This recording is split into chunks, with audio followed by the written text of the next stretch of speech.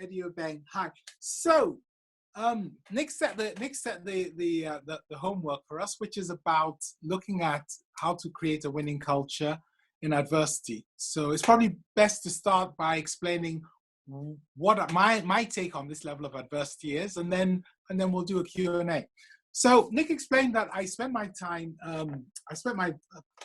of my time looking at change and what that means. And I want to share something with you, which I hope you can see over my shoulder. So I'm going to scribble. You can see, if you've got a minute screen, you can probably just see that white line. Yeah, no? Nick, can they see? No? Okay, I'll have to do it using my hands. Okay, over here is now, okay? And over here is the past. So that's what I'll do it the other way around in the UK.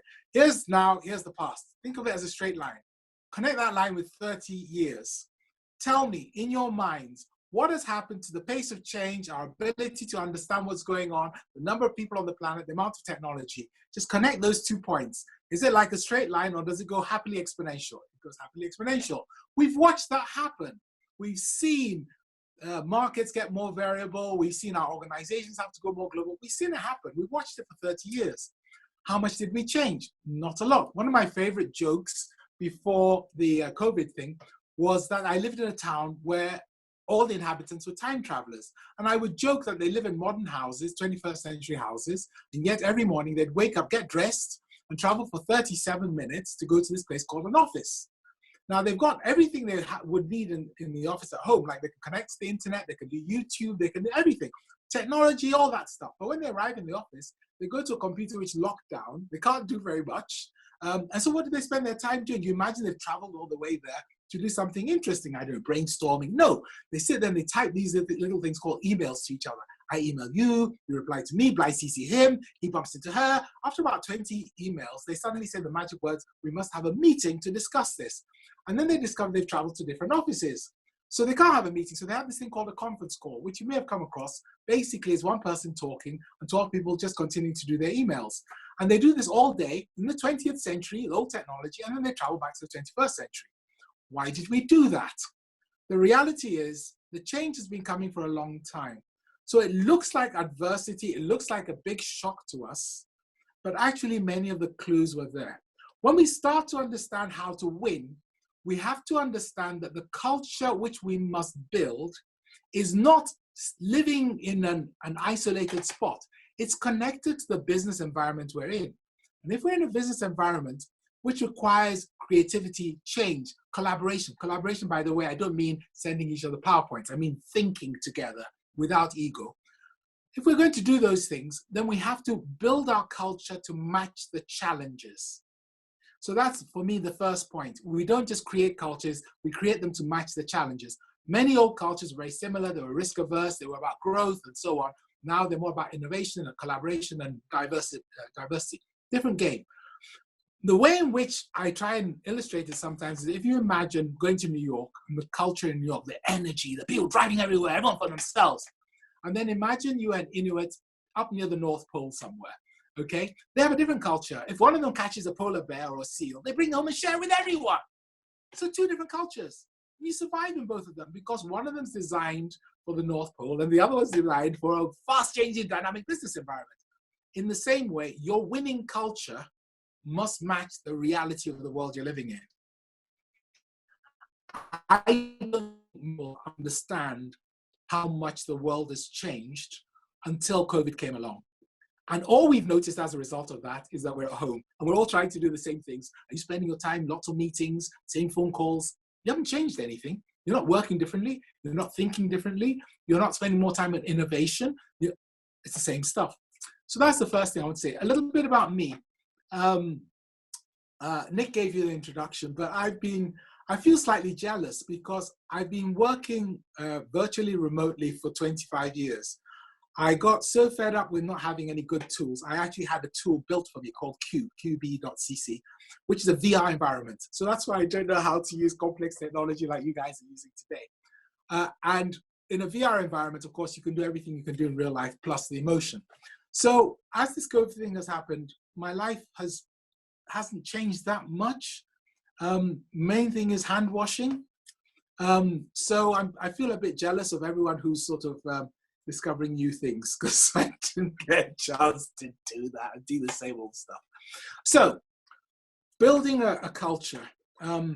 What I've done in the past with clients is, as I said, I try and understand what the new environment is. What do we need to do? Are we talking about building New York behavior to match New York, or are we talking about Inuits? What are the key things? And we try and come up with a few key things which are musts in the new environment. In this environment we're in, if you can't share emotions and lead remotely, your organization won't work. If you can't think together effectively, you can't do it. And the thinking together means creativity. And if you can't understand your customers' needs at a distance so you can satisfy them, you have no business. So for me, those are probably the three big elements. And then how do you bring it to life? Well, you do it in a number of ways. You can't do it the old way because as a leader, you can't see anyone. You can't go there. So how are you going to do it? You have to learn how to create a cyber personality so that you can transmit your thoughts more clearly, more engagingly. At the same time, you have to find ways of reinforcing what people do. And there are tricks like interdependence. You're going to rely on multiple people in your organization to work together to create this new culture. So every single task you set them, you set it not for one person, the old ways of KPIs, but you set it for a group or a pair. So I'm going to stop there, Nick. Is that enough as a starting point? Because I know we've got two fabulous speakers who are going to come and talk about real concrete stuff, and then I get a chance to come on at the end and talk a bit more. Perfect. Thank you very much indeed, Eddie.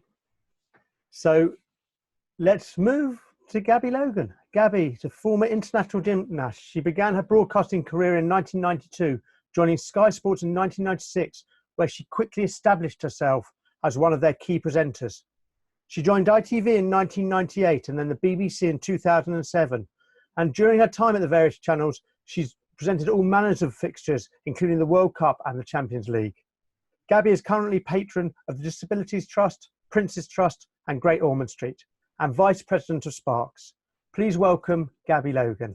Thank you very, very much, Nick. It's a pleasure to be here. And obviously we're all pretty much in similar environments, aren't we? We're all in our own home offices or our environments at home that we're finding to work in, and we're adapting and we're trying to work out what the future is going to look like. Well, sport is finding that very tough indeed. And I knew straight away as soon as it started that my working life and my ability to adapt was going to be quite unusual, because the one thing about television in the last 20 years and the changes that have happened and the platforms that have come along is that one thing's remained constant, and that is the viewing figures for live sport outstrip everything else. And so reality television came along and then different platforms came along, but the constant was that people wanted to see big live sporting events together. They wanted to have that water cooler moment. And so you can't replicate that. We've tried, obviously Match of the Day has become a kind of discussion about three old men's sporting careers. Gary Lineker's not on the line, is he? And it's been entertaining and it's been fun and it's been different, but it doesn't replace seeing that football that's happened during the day. And we're going to miss the Olympics this year. We're going to miss the Euros this year.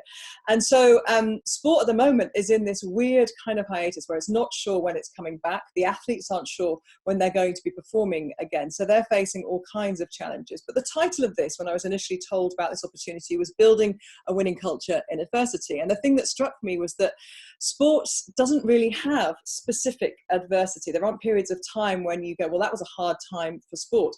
Adversity comes along in sports almost daily. Situations arise within matches and moments. And that's where the culture that has been actually fostered within those clubs or those teams or that individual's environment come into play. So in the few minutes I have with you, I want to have a quick look at some of the winning cultures that I've been fortunate to witness up close in the career that Nick just described there. And the most recent example I thought I'd bring of a winning culture that really bowled me over was when I went to visit Liverpool last year, and I went to Melwood to interview the key figures around the club. This was just before the end of last season, when Liverpool eventually were pipped to the post by Manchester City and went on to win the Champions League. And you think a few weeks before the end of the season would be a very, very stressful, anxious time for a football club that was on the precipice of potentially making history. And we've many times on the show I did then was called the Premier League Show. We've many times been told we were going to have unlimited access. We were going to be able to see and speak to whoever we wanted, only to find ourselves in a porter cabin for 10 minutes with the assistant manager. Liverpool that day was so different. The door was opened, and it was as if we were the first television crew to ever arrive at Melwood, right from the receptionist through to the people who worked in the boot room, the coaches. We met players, and of course ultimately we sat down and had an interview with Jurgen Klopp, who is the master and orchestrates this atmosphere and this environment.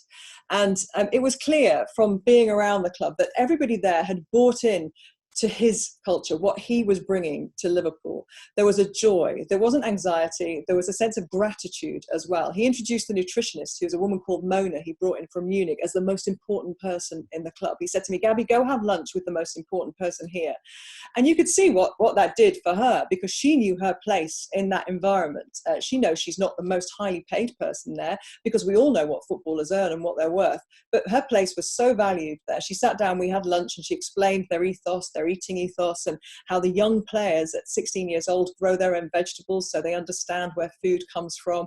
And in that dining hall area, and I've been in those football dining hall areas many times, what was apparent was that there was no segregation. So you go to other clubs and the Premier League players sit in one place, the ground staff sit in another, and maybe the office staff sit over in the corner. At Liverpool, it was an open area. Everybody sat next to anybody else. So Mo Salah could be next to the chief groundsman. James Milner might be sat next to the head chef. And that was really telling for me, because the culture there was one of everybody being valued and everybody knowing that their place in that organisation was equally weighted. When it came to sitting down with Jurgen Klopp, I can tell you that the joyful, kind of jokey guy you see on the television is not an act. This guy has got so much enthusiasm for what he does and for the people he works with. We were told we had 15 minutes. Half an hour later, he was regaling us with his thoughts on Brexit, on his thoughts on architecture, his thoughts on science and the media. And he seemed to know so much about so many different things and was so interested in so many different things. But what Liverpool do is they keep things very simple. They're a very, very fit team, and that's one of the things they worked on. And in terms of adversity, well, it wasn't exactly an adverse situation, but to lose the league by 1 point, another club might have thought, right, we need to change our culture. There's something we've got to do different to get that extra point, to beat Man City next time round. Liverpool stuck to what it was that they'd all bought into. And we all saw the effects of that in the last season. Now, whether they win that title or not, and whether the league is abandoned or not, I can't say right now. I haven't got an exclusive for you. But I don't think even the hardest Manchester United fan or Everton fan would begrudge them getting that title. And I think that culture, that is about simplicity, and it's about everybody being valued in an organisation. And it reminds me a lot of the All Blacks culture, which is, as you may know, about the person rather than the player. When they're looking at who they want to recruit and who they want to bring in, the person is as important as the player. They don't go looking for 6'5", 220-pound individuals, or they seem to find quite a lot of them. It's about people who buy into their culture. That's why at every single match the All Blacks play, even a World Cup final, they leave the dressing room as they found it. They sweep up and they clean the floor behind them, which it sounds such a simple thing, but in terms of your value, in terms of how you value that shirt and how you feel great gratitude to be part of that organisation, I think it speaks volumes. They talk about leaving the shirt in a better place, understanding your position and your picture and where you are in the history of being an All Black. That kind of environment, again, promotes simplicity, because the All Blacks do the very simple things, the very basic things very, very well. And once you've done that, once you do the basic things very well, you also foster an environment for the people who work in that team to have the freedom to try things, to do things a little bit more creatively, whether you're Bowden Barrett and you're pulling the strings in that team because you know everybody behind you does the basics very well, or whether, for example, that the incident that comes to mind for Liverpool was last season in the Champions League game against Barcelona, when against all the odds they overturned that previous result, and Alexander Trent-Arnold took at that corner very quickly, and that is a player with supreme confidence at 20 years old to do that in that environment, because he knows that he has permission. It's not an overt permission, but because everything else is in place and the basics are in place, he knows that he can step up and do something a little bit different, create something that might affect a change. And if he does make a mistake, that's not the end of the world either. And that's come obviously from the very, very top. And I think finally, in terms of that buying into a philosophy and buying into that idea that you are part of that team, you can only do that, of course, if you're physically prepared to put yourself through so much torture and torment, and you're putting your body on the line. And British rowing came to mind there, because this is a sport that has arguably been our most successful Olympic sport over the last 30 years. And it's no coincidence that Jürgen Grobler, the German, has been the head coach for almost 30 years. He was brought in 1992, and he has arguably achieved more than any other Olympic coach in history. 3 times Great Britain have been top of the rowing medal table. And it's this tiny guy from Germany who controls the destinies of these enormous athletes and puts them through grueling programs on ergos, on the river, in the gym. And I've been down to Caversham, where British Olympic rowing are trained, and I've spoken to some of these people to try and kind of work out what it is this guy has. And it was an interesting quote from Steve Redgrave that he said he's open to discussion, but forthright in his opinion, and 99% of the time he's right. So when you have a figure like Steve Redgrave with his 5 Olympic golds who says, yeah, I'll sit down and I'll see what your opinion is, I think it gives you a mark of the respect that they have for this coach. He's not somebody who's so autocratic that everything he said goes. And he has almost every right, doesn't he, to feel, well, yeah, actually, I've achieved so much that really whatever I say should go. He still has those conversations with his athletes and gets them on board.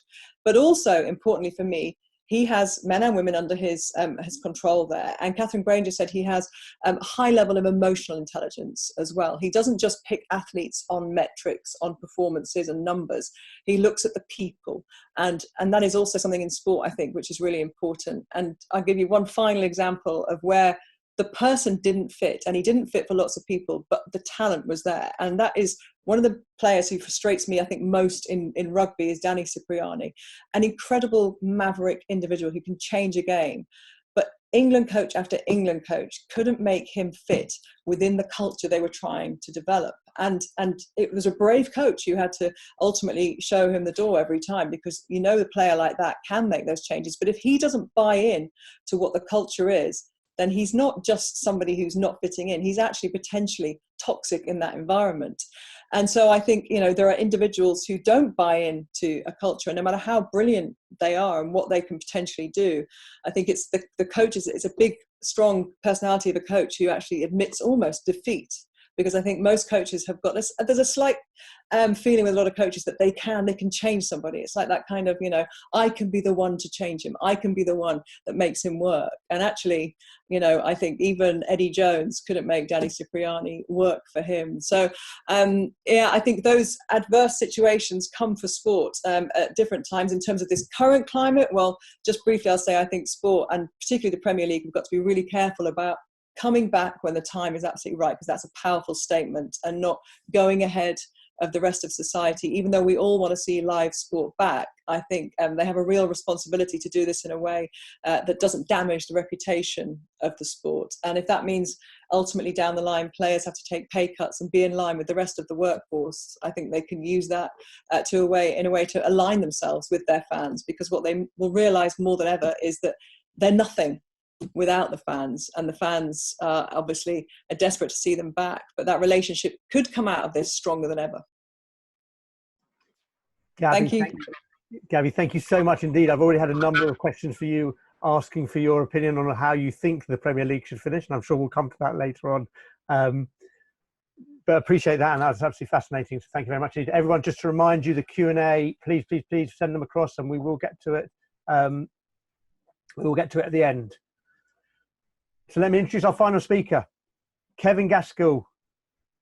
Examining Kevin's track record surprises some people. As CEO of 4 successful world-class brands, and as a serial entrepreneur who has built international companies from just a good idea, Kevin has created over £3 billion worth of shareholder value. And yet, he's still found time to climb the world's highest mountains, walk to both North and South Poles, compete in international sport, play in a rock band, and recently this year became a world record holder rowing across the Atlantic. Ladies and gentlemen, delighted to introduce Kevin Gaskell. Thanks, Nick.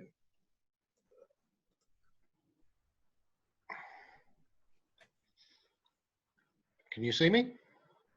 Okay, I'm going to share my screen. Okay. I'm going to talk to you about how we've built winning cultures in various organizations and various teams. 2 years ago, I put together a group of guys who shared a dream. And our dream was to come together and set a new world record. And it wasn't just going to be any world record. It was going to be the world record for rowing across the Atlantic Ocean. They call it the world's toughest row. I'm sure they call it the world's toughest row for a reason, and it certainly turned out that way for us. We were a bunch of guys with different skill sets. None of us had rowed before. We didn't have Jürgen Grobler as a coach. We only had ourselves. What we recognized was that we needed to build different skills. So we learned how to navigate, we learned how to row, we learned sea survival, we learned first aid, we learned everything that we could do to make our transition across that ocean easier and safer. We were in a 24-foot plastic boat. We trained like we'd never trained before. In 2 years, we lifted the equivalent of a naval destroyer. We ran 8,000 kilometers, we cycled 12,000 kilometers, and we rowed about 6,000 kilometers. We trained like we'd never trained before. We thought we were as prepared as we could possibly be. What we knew was that the competition was going to be immense. People had done this crossing before, the world record existed. It had only been set and beaten the previous year. So we were setting ourselves an enormous target. We recognized that the culture on that boat, in that very tiny environment, was going to be the difference between winning and losing. We set ourselves 3 goals. The first was to break the world record. The second was to start as friends and end as friends. And the third was be kind. Be kind. We knew we were going to face the situations that we'd never seen before. We knew that we were going to be challenged as we'd never been challenged before. So we set out. We set out from Spain in December last year. We'd been given weather routing, weather guidance, and we were told, listen, guys, it's going to be a bit windy today, and there'll be a storm tonight, but it'll miss you. It won't come anywhere near you, so you'll be okay. So off we went. We set out to sea. We started rowing. In the first day, we did about 80 miles. Through the day, the weather got progressively worse.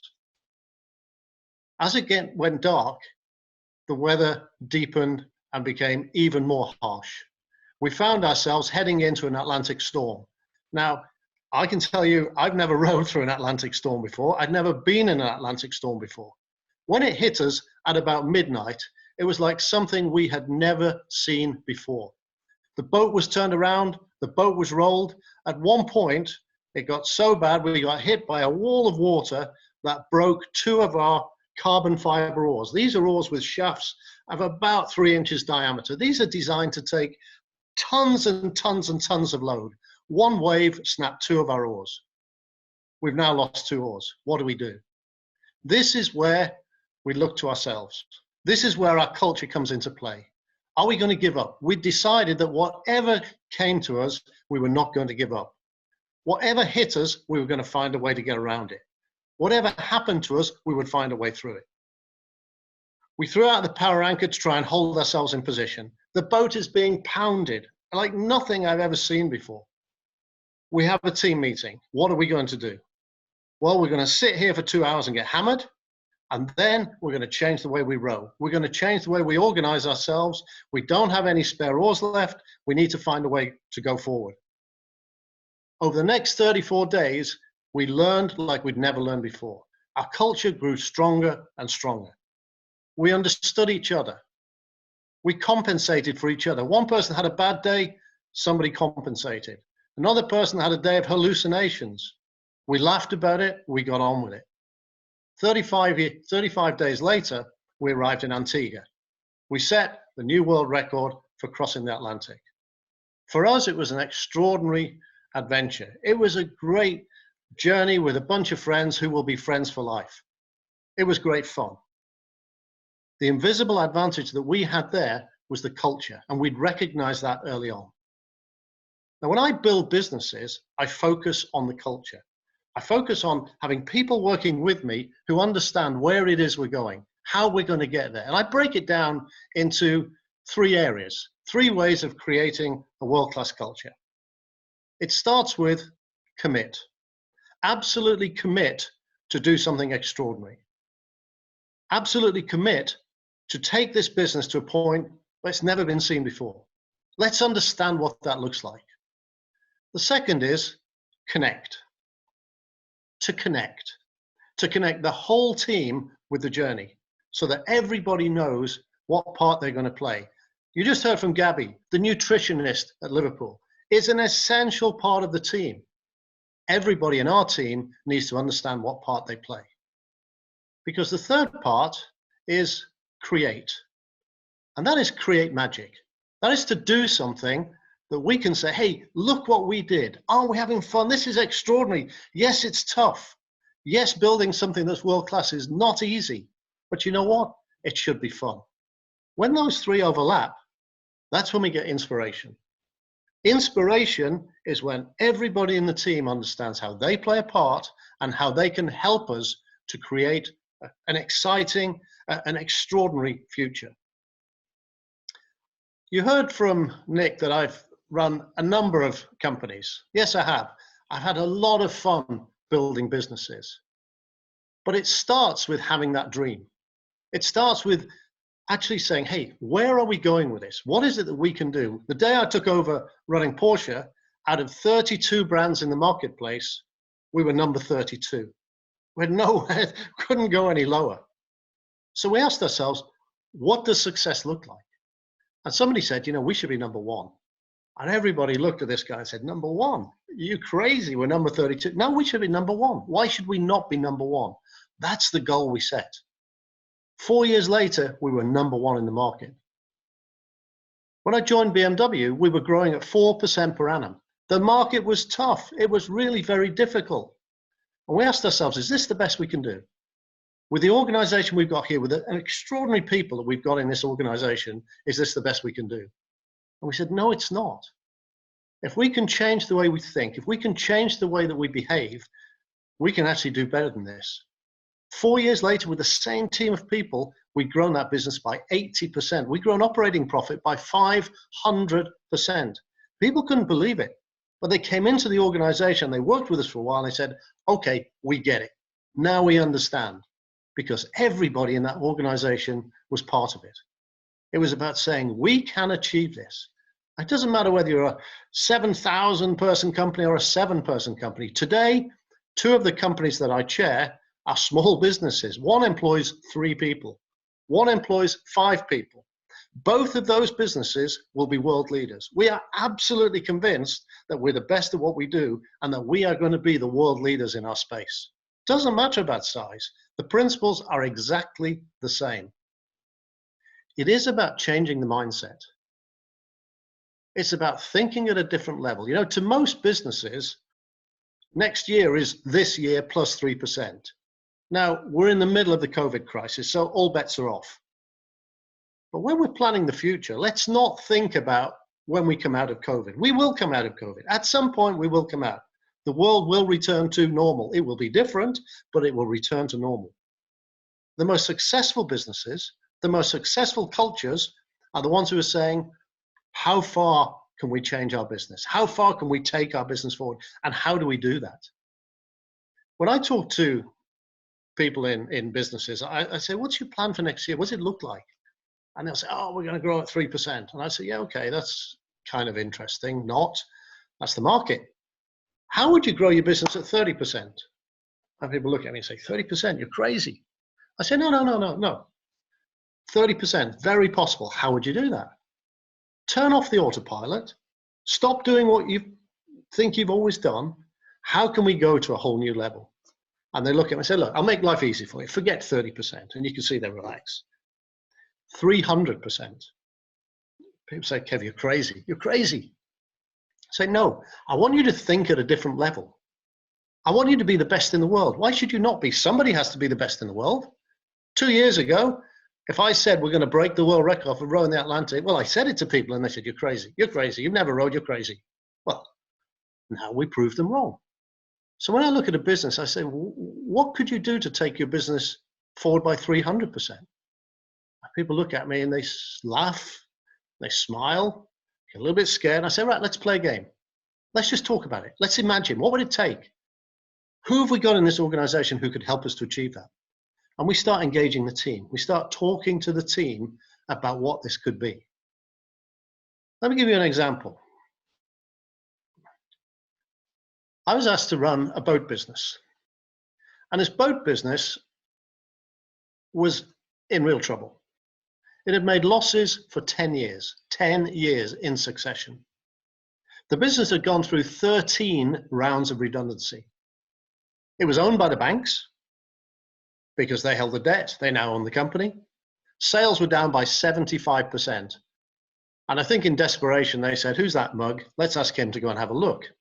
So I went in and had a look at this business. The business had an extraordinary heritage, a fantastic background. But what did we want to be? Well, when we decide what we want to be, that helps us to build the plan, to create the practical steps to get there. So when I look at a business, I say, well, let's start at the end. Start at the end and work back to here. Because if we start at the end and work back to here, that's a straight line. We know where we're going. And so we started at the end. We started by inviting the team to tell us what it was that this business could be. Let's understand what's the truth in this business, because this business had obviously not been well led in the last 10 years. It had an extraordinarily passionate team. The people in the factories were incredible. We had 3 generations working in the factories. Those guys knew how to build great boats. And so one evening when I'd been there about 5 or 6 days, I called the whole team together in one of the factories. We had 7 factories. I called the whole team together and I went down and introduced myself. And I said, guys, this is me. This is what I am. This is what I do. I'm an engineer by training. What's wrong with this business? And they said, nobody will allow us to do what we're good at. And I said, what is it that you're good at? They said, we can build the best motor yachts in the world, but you have to give us a chance to do it. And I said, what's stopping you now? Well, the investment's been made in the wrong things. We're building wood factories we don't need, and our salaries have gone backwards. Our bonus has been stopped. We're not getting paid. It's not fair. So I said to them, what is it that you expect me to do? I've been here 5 days. What do you expect me to do? They said, we expect you to be honest with us. I said, okay, I'll be honest with you. What is the biggest thing stopping the factory now? Well, it's our pay and rations. It's not fair. I said, all right, leave that with me. 5 o'clock on a Wednesday evening. The guys left. Say the guys, very few ladies in that business, the guys left, they went home. I took my production director and my finance director, we locked ourselves away for the rest of the night. We worked through what we could afford to pay. We worked through what we could afford to do that would reward the guys for what they produced. When they came back on shift at 8 o'clock in the morning, we were already set up. You can see on this picture, we already had a podium set up. We had a slide chart behind us. We'd written the slides and we presented to them the new package. They were incredulous. How did you do that overnight? Well, because we're committed to making the change. We'll tell you the truth. We will share the story with you. You help us. The mindset in that business changed overnight. Mindset in that business moved from not understanding the management to actually wanting to create something that was extraordinary. That was about creating a world-class experience, creating a world-class culture, so that wherever you touched that brand, you got a world-class experience. Wherever you touched our company, whether it was online, offline, at our dealers, on the boat, wherever it was world-class. Now, as a leader, you can't be everywhere. You can't be everywhere.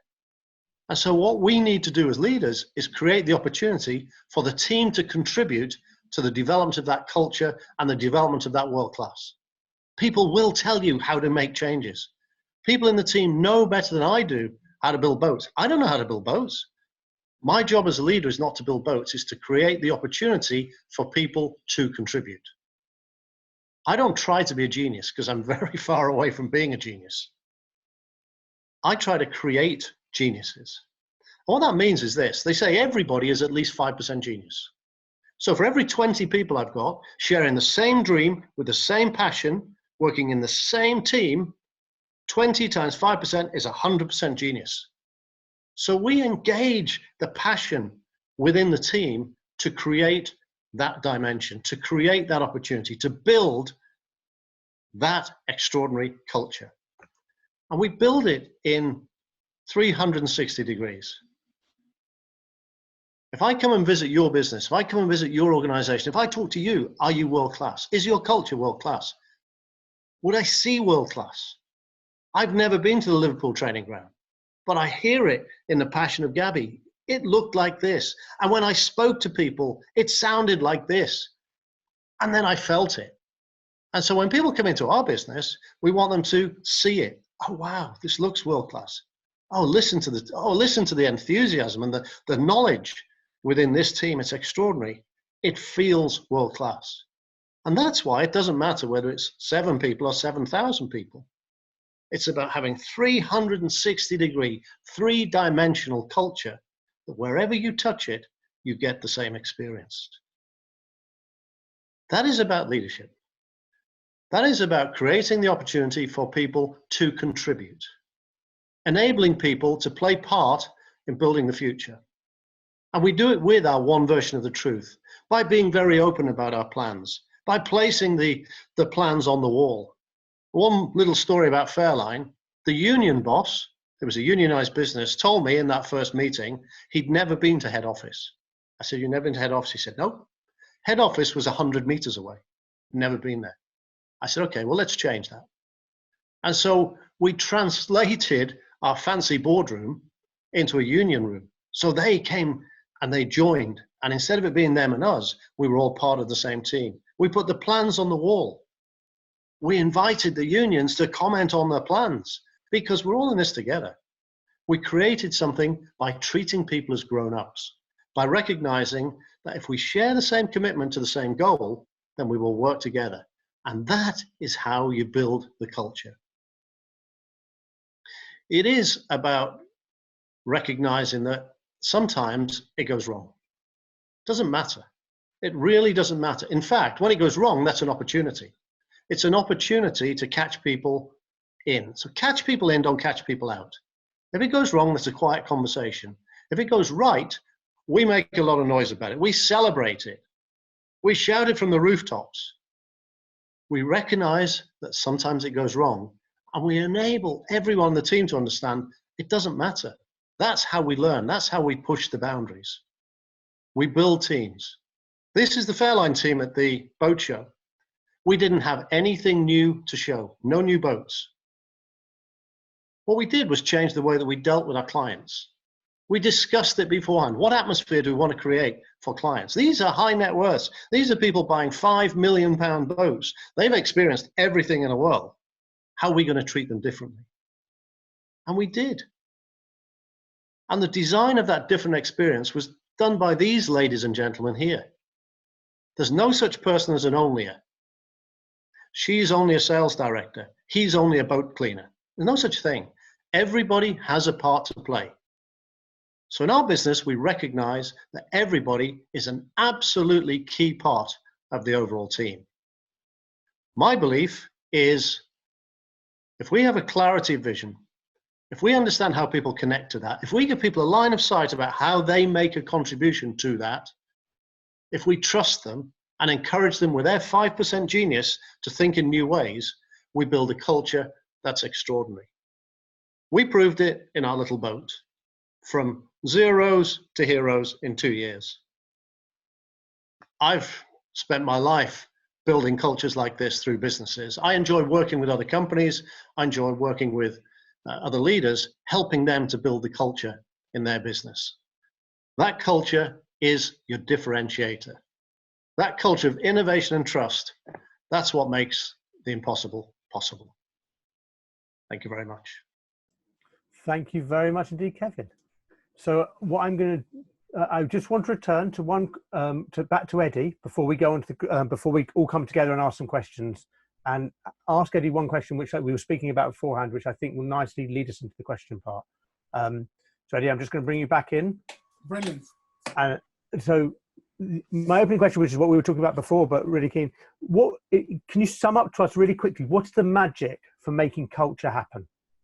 So the magic for culture is very, very straightforward. Can I just, sorry, Eddie, just interrupt. Kevin, could you stop sharing your screen, please? Thank you. Yeah. So what you're trying to do with a culture is you're putting software in people's brains so the right things get done, even though no instructions are given. And you're doing it collectively, as Kevin said, so everyone's supporting everyone else. So the magic for building a culture fast is to build lots of mini habits in different people so they all start to do it. Unfortunately, we're human beings, so we do a bit of monkey see, monkey do. So once the people start behaving or acting in a certain way, the others copy them, and then you get this crescendo. So that's really the secret to try and drive a culture really fast. Sometimes you can underpin it by anchoring it to things. So if you have like a daily conversation, build some of the behaviors or emotions you want to put into that daily thing. You know, tell a story which supports that value. Don't do it in an obvious way, but that's how you get it moving quickly, Nick. Thank you very much indeed, Eddie. So what I'm going to do is I'm going to unmute all the panelists and invite them back on so we could see everyone. So hopefully everyone who's joining us can see you all now. So welcome back, everyone. So one of the consistent questions I seem to be getting through, which maybe is touching on the fact, whether it is the Liverpool, whether it is the business, is fundamentally, we're now working from home, we're now working remotely. Yeah. How do you create that culture when people are far, far apart? Can I go with that one? So I teach, that's what I do. I mean, I teach about business and stuff like that. And I set up my business, Pentacle, and I've run it for 25 years as a virtual organization. We have an office so we can show clients and they know that they should be paying money because we're real. But my entire team, except 2 people, work everywhere else in the world. Many of them have never met, and yet they'll stay up all night to support one or the other of them with any problem they've got. They've got really strong relationships. So I've learned a number of things. As you can see, I've got gray hair. So I started my career quite traditionally in management and leadership. So I had to learn how to lead remotely. And there are really some very key things you have to do. Your style has to change. If somebody sends you something which is not perfect, you have to realize that the digital environment can allow you to start an argument, but you can't fix it. So you learn how to speak in what we call good news sandwiches. Good news, bad news, good news. Just to keep people involved. You have to turn the emotional temperature up. You have to have personal stories and personal things about yourself, which allow people to empathize with you, and then they share their weaknesses. You have to set tasks between people, so you force them to talk to each other outside the sort of linear type of thing. But above all, the really important leg in the stool, the 3-piece stool. So you've got to make sure the culture's right. We talked about that. You've got to make sure that people know what they're doing, common ways of working, which Kevin talked about, one version of the truth. Really important thing, software. If you use software, the software transforms you. Human beings are more flexible than software. So that's why Excel spreadsheets, they change your mind. They force you to work a certain way. So if you select software, which makes you behave how the programmer thought, and isn't empowering and doesn't involve voices and won't let you laugh, won't let you share things easily, your people can never, ever really be truly human. That's why I teach using virtual reality, because people can dream about experiences they had in virtual reality, which never happened. And that's how I've done it for 25 years. Gabby or Kevin? Well, I think I've seen quite a lot of examples of in the sports world.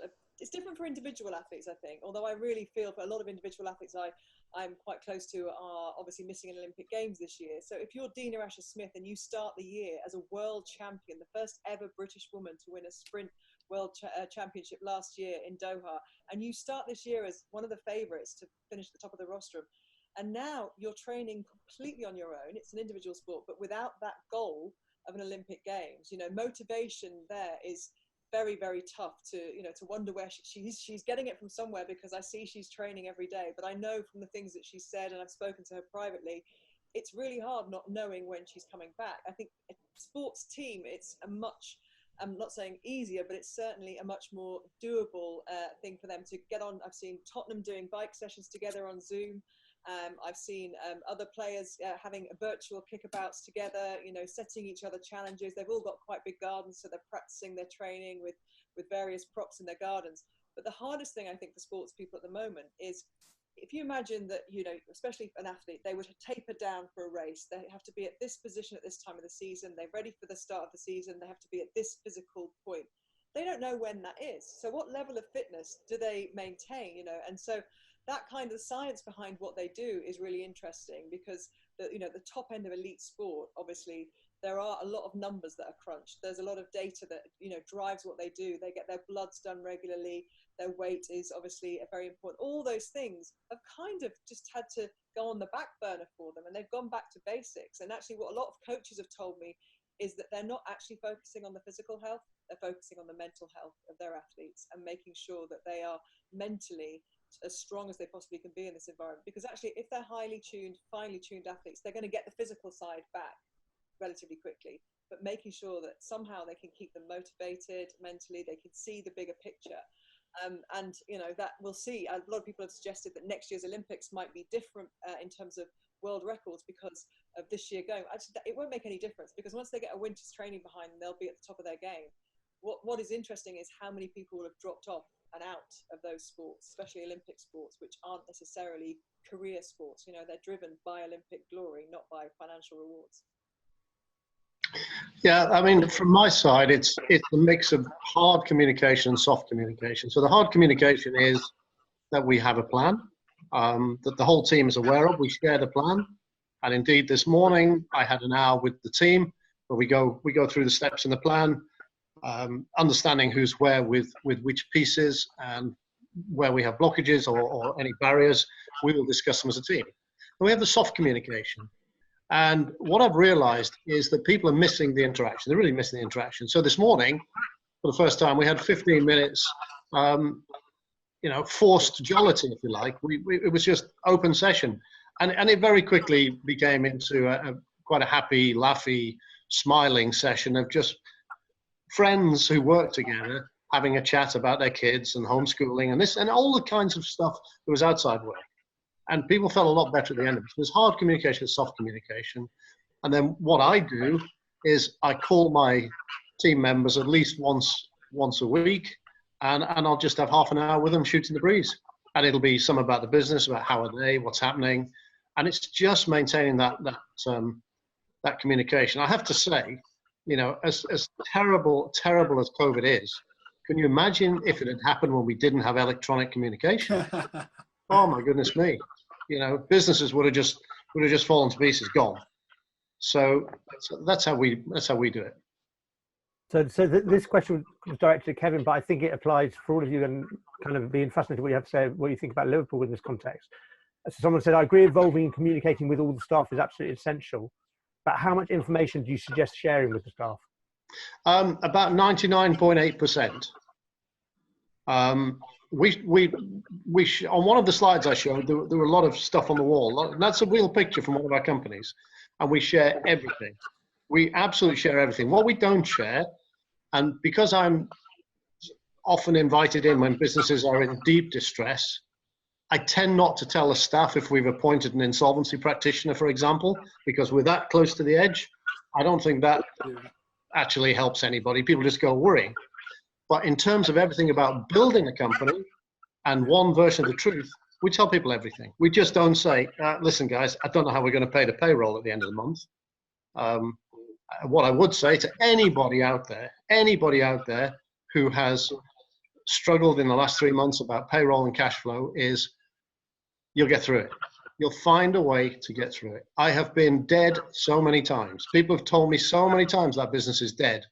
And there's one in particular that I went into 2 years ago, and after a year, people said, that business is dead. Well, last year, at the end of the year, in fact, the day I set rowing, we got a £50 million investment into that company, and this year it'll grow at 100%. So there's an awfully long way between struggling with cash flow and actually being dead. That's all I would say. I often try and teach people about wealth and resources. And often people are so focused on, you know, the money, the cash flow, and so on. Their brains narrow. Yeah. But the way to actually get out of the mess is actually to open your brain and be more creative and more accepting of different opportunities. So the thing which makes you frightened and makes you go inside yourself is what will actually make your business suffer. Whereas if you are able to actually give yourself enough energy to be creative, to look for opportunities, to ask people, to just tell people about it, different angles, like how would we get 300% faster growth, whatever it is. That's the sort of thing which then gets the opportunities which haven't come out the other end. Doing more of the same is not going to work. It's doing different stuff. And especially with COVID, I think there are 4 possible futures coming our way. Future number 1, stops, we all go back to normal. I'm not sure that's going to happen, but it might do. Future number 2, phased lockdown removal means all the young people, low risk, go to work and the bosses are still locked up, which is going to be hilarious. Phase number 3, we just stick with what we're doing, and we've done it so long with all this Zooming stuff. People sort of don't really go back to work, but it doesn't really work, and we sort of stumble into the future. And future number 4, a lot of people go, this is an opportunity to turn from being a caterpillar into a butterfly. Yep. Caterpillars, we're good at walking and eating leaves. What does it take for us to fly and eat nectar?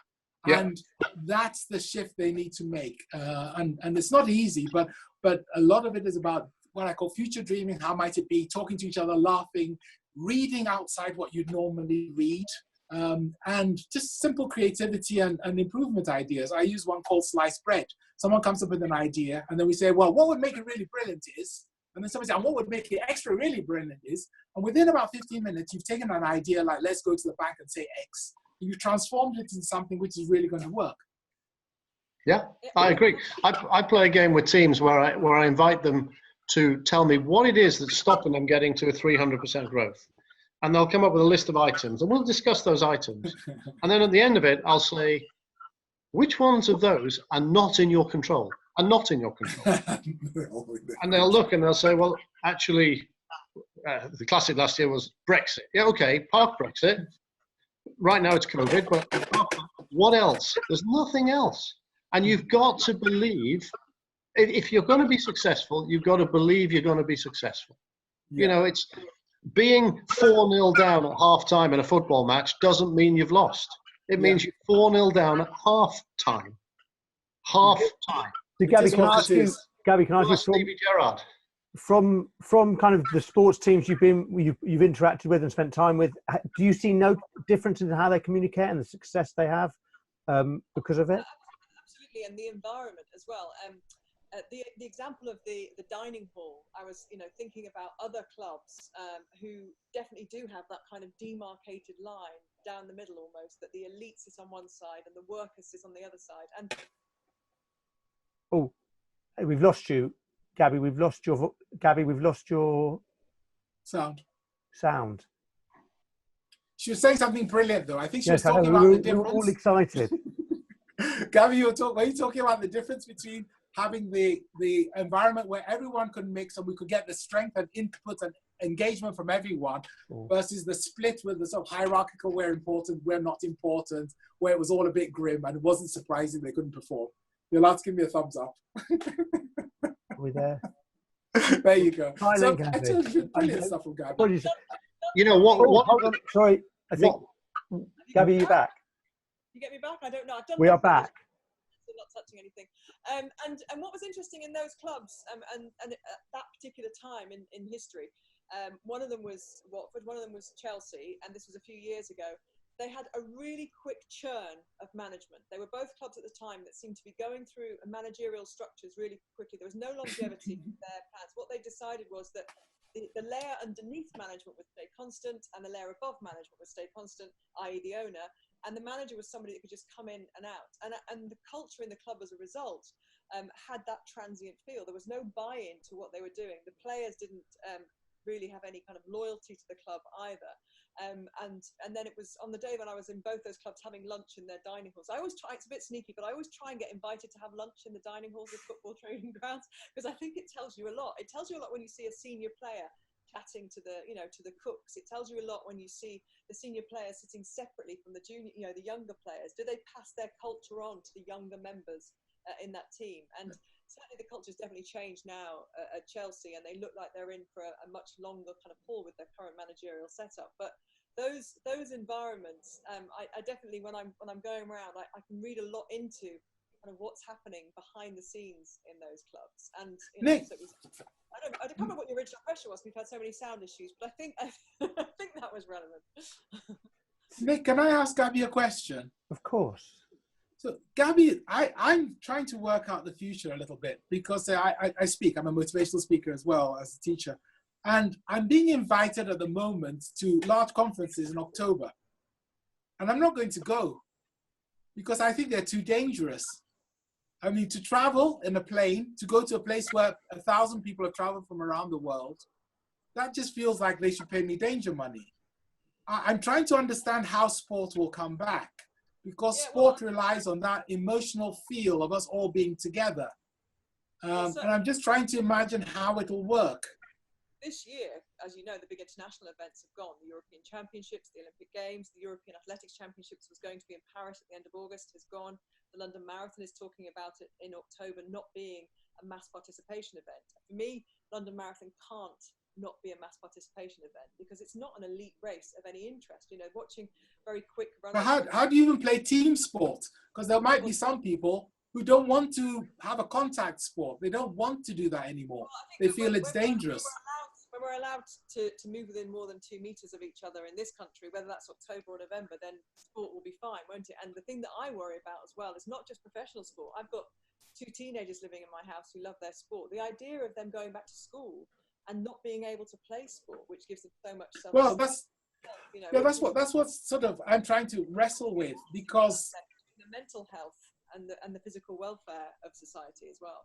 Eddie, can I kind of, I appreciate that I'm the host and therefore I shouldn't have an opinion or anything like that, but just kind of adding my point, kind of what we are seeing is amazing stuff from event organizers who are looking at the picture and understanding what's going on, but putting in place some innovative and creative ideas in order to hold these events, understanding the current situation. I think kind of, although it seems like we've been in kind of COVID-19 lockdown forever, it's only been a short period of time. And the rate of change that people are experiencing and actually getting their heads around the whole stuff, we're already seeing a sea change of thought perspective from these from the events industry about the fact that they understand that things are going to happen. So I think kind of I suppose my question about this area is, and it's been asked by someone, the event industry is a creative industry. There's no doubt about it. It's about people coming up with brilliant ideas and brilliant solutions to how we can learn and adapt. But the question is, how can you be as creative and how innovative when you are working remotely from each other, when traditionally you've been in a room together and sparking off each other? Kevin, I'll throw out to you, starting place. Yeah, I think that is quite challenging. But I go back to what I said about having informal meetings. We have informal meetings. You know, bring a cup of coffee, bring a glass of wine. Let's sit down at 6 o'clock at night and just shoot the breeze on the business. And we've started doing that now because we felt that the business is doing really well against the plan, but we want to make sure people still feel that they're part of a team and they're not working in isolation. But you know, look, there's no doubt that this is a different experience than meeting in a room. It is a different experience, and we have to learn to deal with it for the foreseeable future. Unlike Eddie, I have invitations for October, and I am going because I do want to get back to meeting. Extra business for you, Kevin. I want to get back to meeting people, and you know, that's life. I could have fallen off the bloody boat and drowned, but I didn't. And so I can get COVID. You know, look, we all take. Well, I'm not thinking about it just about myself. I've got elderly people around me and stuff, so I'm thinking more broadly than that. Well, I am elderly, so I think of it. Listen, guys, I'm conscious about time, but I'm unfortunately, Gabby. Oh, sorry, Gabby, go on. I heard on the news a bit earlier on that one of the ideas that was going to be proposed today in the Prime Minister's address was that under 50s only would go back to work. And selfishly, at 47, I thought I might get all of Gary Lineker's gigs. So that was fine by me. So I'll get back today and I'll be all right. So, listen, I've got to ask one last question because we have been asked a few times about this, Gabby, and it is directed at you. Everyone wants to know what your opinion is about when sport can be replayed, and is the Premiership going to finish this year? So I was speaking to the BBC earlier this week about programmes that we've got planned through the month of June that would have been the Euros, and they said this hinges on whether or not the Premier League is coming back in June. June the 7th, I think, was the date that was earmarked, and to be played behind closed doors, and players obviously being tested, the Premier League covering those costs. And my concern about that is that, you know, you can write up a plan that looks like you're protecting everybody in that, but players have families contact with other people. You know, you can't insulate the whole of the Premier League from touching the rest of society. And from a PR point of view, I think if the Premier League went back and there were... Oh, Gabby, we've lost you again. I don't know. You're not muted. Just try. Just as we were getting to the juicy stuff. No. I think, ladies and gentlemen, unfortunately, well, we never got the full disclosure of everything.